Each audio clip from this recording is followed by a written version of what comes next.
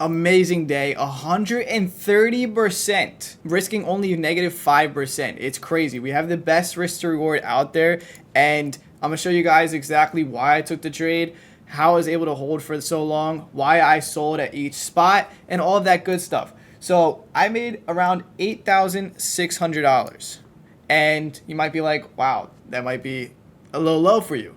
That's because I just got back from a 2-week long vacation, so I sized down a little bit. I just had the same exact position size when I was on vacation to now, just to get back into it. And my position size was around $25,000. I risked 5%, which means that I am only losing 5% when I take a loss, which means that my risk was roughly around $1,250. So if I lost this trade, I would have lost $1,250. Do you guys see that I'm up $8,600, which is roughly 1 to 7 risk to reward, which is pretty good, right? Our win rate is super high. Our risk reward is always super, super nice. That's it. Right? I could have a 20% win rate and still be profitable with this risk to reward. Obviously, this risk to reward is a little bit higher than usual. My average risk to reward is around 1 to 3. But when I make, let's say, 100%, a lot of people risk 50% or something like that, and their full ROI is like 65% or maybe even less than that, and they'll show like 150% gains, which is totally different than risking 5%. Having a full ROI of around 40%, and then it goes to 130% or so. That's totally different numbers, and people don't realize that your gains are based off your risk. How profitable you are based off your risk. If you're risking 5% to make 40% versus risking 40% to make 40%, that's still a big difference, and all they show you is what they made percent-wise. They don't show what the risk it took to get there. And also, the risk could be changed. They could say they risked 5% on this trade and then they risked 25% on that trade and this and that.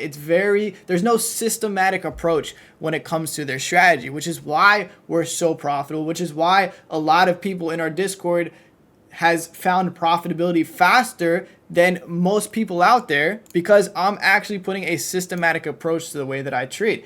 Every risk is around -5% because I'm taking the same exact setups over and over again. So where was my stop loss at? So we got in right before this 560 break as we were coming up, right? And then I was in right at that 560 area. My stop loss was going to be here at most, right? My stop loss is going to be right here, the opening of that candle that I anticipated at right here. If I got in on this candle, my stop loss would be the low of this candle at most. Because the way that we trade, we know if we're wrong almost immediately. And if you're thinking, oh, it's too fast.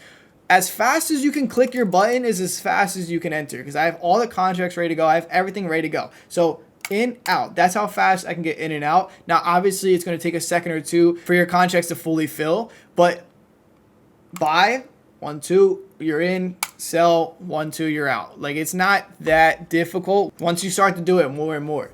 Now, the reason why I got into this 560 area is we go to this 1 hour time frame.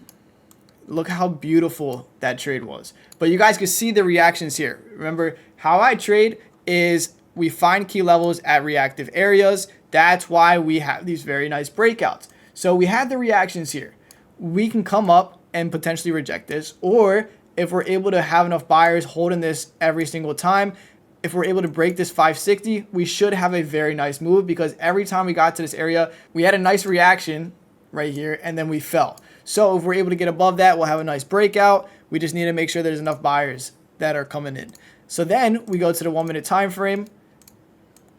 Market opens. We had a little pullback in the morning right here. Then we came up. Then this went red to green. Buyers were coming crazy on the time of sales. That's what I use to get my entry. And then we were in. Buyers are really holding this area on the bid and then also on the ask. We were coming up. And then this broke.